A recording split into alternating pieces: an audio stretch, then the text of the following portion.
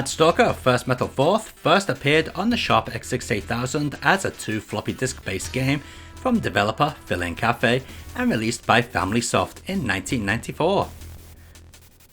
What may surprise you is that Mad Stalker is mostly produced by just 2 programmers, one of whom is Masatoshi Imaizumi, who later worked on the fighting game Asuka 120% and Phantom Breaker. Mad Stalker is the giant mech you play as. It's your goal to rid the Earth of the alien mechs. To your disposal are a variety of attacks, ranging from base punching kicks to a Dragon Punch like move, which is executed by pushing down twice, then attack. There's also a dash slash type move, and the ability to shoot your gun by performing a fireball movement, then hitting attack. Oh, and let's not forget the double jump, which can become really useful for cheating on boss battles.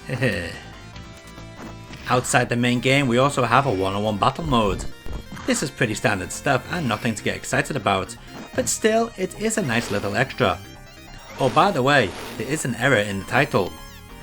Full Metal 4th was meant to be Full Metal Force and was corrected for the following ports. The most recent port keeps the error though. All will be explained later on in the show.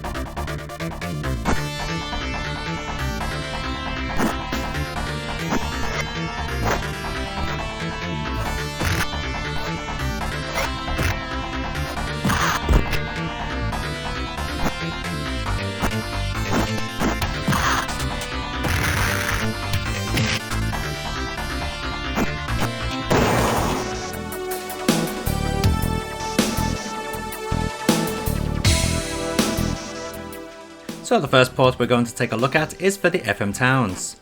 Now straight away you can notice the awesome new arranged soundtrack. The FM Towns always, or pretty much always, gave its games new arranged soundtracks. Quite often for the better too. Mad Stalker is no exception here. Graphically the game does look a little chunkier than the Sharp X68000 original. Maybe a bit cartoonier you could say. The parallax scrolling is also missing, which is a shame, but it is to be expected on the FM Towns. Thankfully the gameplay hasn't been compromised. We have a very good port here. Maybe one that plays better than the original. This could quite be the case.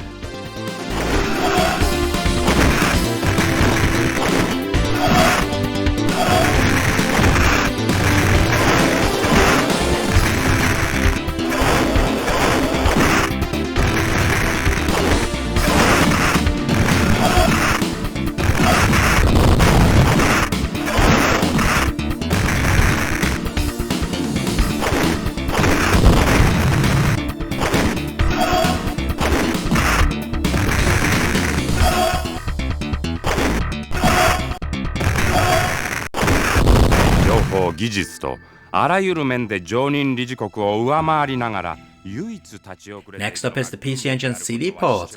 This is based upon the FM Towns version and, well, looks pretty much the same, apart from losing a lot of the stage detail in the way of cars and people roaming about. The game now has some really dull cutscenes too, which you'll be smashing up buttons to skip, but besides that, this is the better version of all 3 we've seen so far. So we have the excellent soundtrack from the FM Towns game, plus gameplay that's also based upon the FM Towns. Only now, the controls are much tighter, making for a fantastic playing game. Even by watching this footage, I hope you can see how much more fluid this port is. We also get a choice of 3 different mechs to play as, which is cool. Another plus point is the ability to continue exactly where you died. The X68000 and FM Towns versions send you back to the title screen, which then allows you to select continue. Depending on where you were in the stage, you may be sent right back to the beginning or the midway checkpoint. There's none of that in the PC Engine game. Quite funny really. Normally PC Engine titles are made harder, not easier.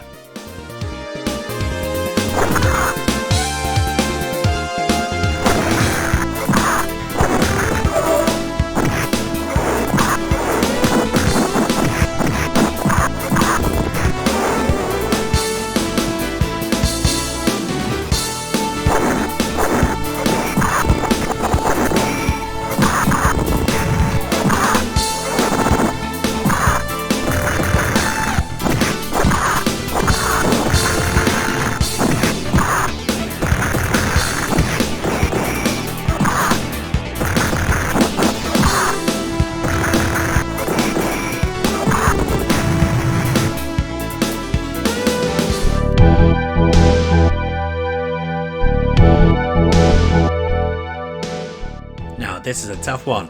The PlayStation port has many plus points over the PC Engine version as well as the FM Towns and X68000. First, it has way better animation than any other port. The mechs look fantastic and it has a far more interesting intro. But you know what? When playing, I kept thinking just one thing. This should have been a Saturn game. The reason for that is the horrible polygon build flaws this game uses. Why did they do that? If this was on the Saturn, it would have not only had the opportunity to have even more animation, but also beautiful line scrolling floors that don't wobble and warp all over the place. I really do want to like this port. There are many new gameplay additions, such as the overdrive and extra attack buttons, and a cool dash. But the shorter stages, changed backgrounds, some for the better and some for the worse, and that flaw really put me off.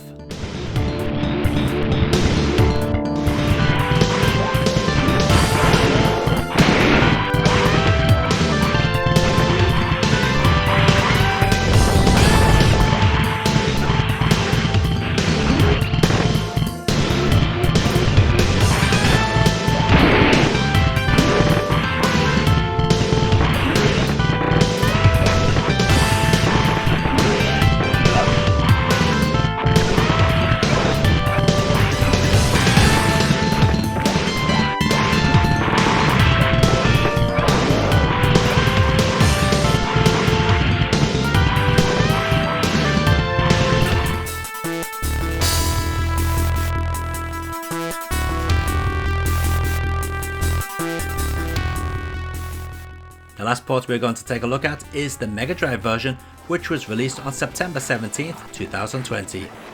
So this may be the newest port, but was actually in development alongside the X68000 version. Hence why it uses the odd Full Metal 4th subtitle. Sadly, the game was never fully completed at the time, because the ROM price for Mega Drive cartridges soared, and the number of sales that could have made a profit were not to be expected. So the Mega Drive release never happened. But now it is a reality, if not in limited numbers, thanks to Opera House Company, who had bought all the software rights to FamilySoft's back catalogue, including actual data.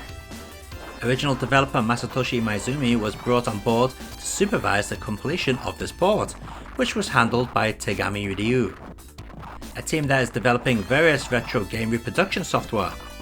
So here we are, finally released 26 years later. So how is this version compared to the X68000? Well, personally, I think it has much tighter controls and better audio, or at least the music is better. The sound effects are much lower than sample rate and the speech is missing from the beginning of the new stage. There's also one layer of parallax missing, making this port seem somewhat shallower than the original. Still, these are minor gripes. We have a very good port, which also includes a one-on-one versus mode.